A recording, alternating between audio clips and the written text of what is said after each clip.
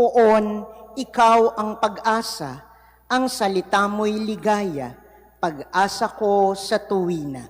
Alleluia, Alleluia, Alleluia,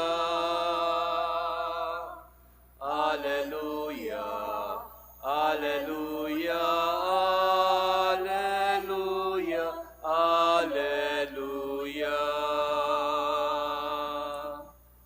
Sumainyo ang Panginoon. At sumaiyo rin.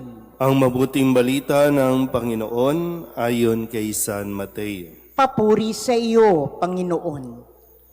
Noong panahong iyon, sumakay si Jesus sa bangka, kasama ang kanyang mga alagad. Bumugso sa lawa ang isang malakas na unos at halos matabunan ng mga alon ang bangka. Ngunit natutulog noon si Jesus. Kaya't nilapitan siya ng mga alagad at ginising. Panginoon, tulungan ninyo kami, sabi nila. Lulubog tayo. At sinabi niya sa kanila, ano't kayo'y natatakot? Napakaliit naman ng pananalig ninyo.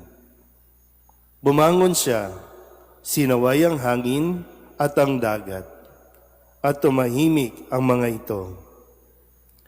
Namangha silang lahat at ang sabi, anong tao ito?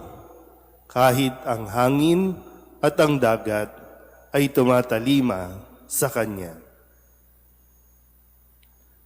Ang mabuting balita ng Panginoon. Pinupuri ka namin, Panginoong Hesukristo. Isang magandang umaga po sa inyong lahat.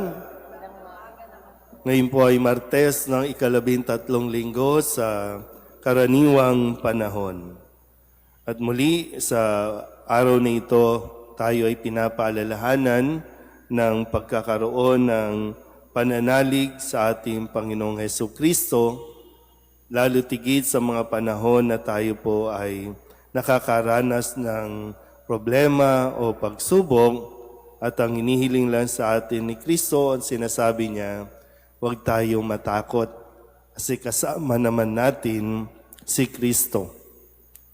Dahil sa kwento sa Ebanghelyo, ang sabi naman dito, sila ay nasa bangka. Naroon si Jesus, naroon ang mga alagad sa isang bangka at sila ay tatawid, maglalayag. Pakatandaan din natin na may mga nangyayari at pangyayari sa paligid na natural lang. Halimbawa, natural lang po sa nature, lumindol, bumagyo, umulan. Nature din, no, na kapag ikaw ay nasa tubigan, dagat man yan, lawa o ilog, gagalaw at gagalaw yan. Kapag nasa dagat ka, may mga hampas ng alon, natural yan. Alam naman, gusto nyo ba pag tumawid kayo, walang kaalon-alon, ay patay na yung dagat. So may mga natural na mga pangyayari at nangyayari sa paligid na hindi natin dapat katakutan at lalo't lalo na hindi dapat pigilan. Dito mga nakalipas na araw o linggo, sunod-sunod ang lindol na atin pong nabalitaan at nararanasan ng iba't ibang bansa. No? Sa atin na lang naranasan natin ang lindol. Pero ano ba, sasabihin na naman ba nating pinabayaan tayo ng Diyos? Sasabihin ba nating pinarurusahan tayo ng Diyos? Alam naman natin, may mga eksperto sa atin, ito ang fault line. Ibig sabihin, may danger zone. Ibig sabihin, hindi ka dapat magtayo ng kung anumang infrastruktura o building o bahay. Kahit nga mga bahay, no, kapag sa mga, meron tayong mga beach houses, alam mong nasa tabing dagat ka.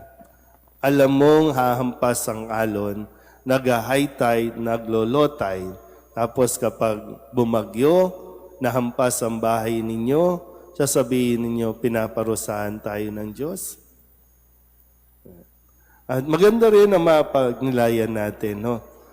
Ulitin ko po yung sitwasyon. Nasa iisang bangka lamang sila habang nakakaranas sila ng malakas na hangin at malakas na hampas ng alon. Ano ang ginagawa ng mga alagad? Sila ay natataranta. Sila ay natatakot. Nangangamba na baka sila itaob. At ano ang ginawa o ginagawa ni Jesus? Natutulog.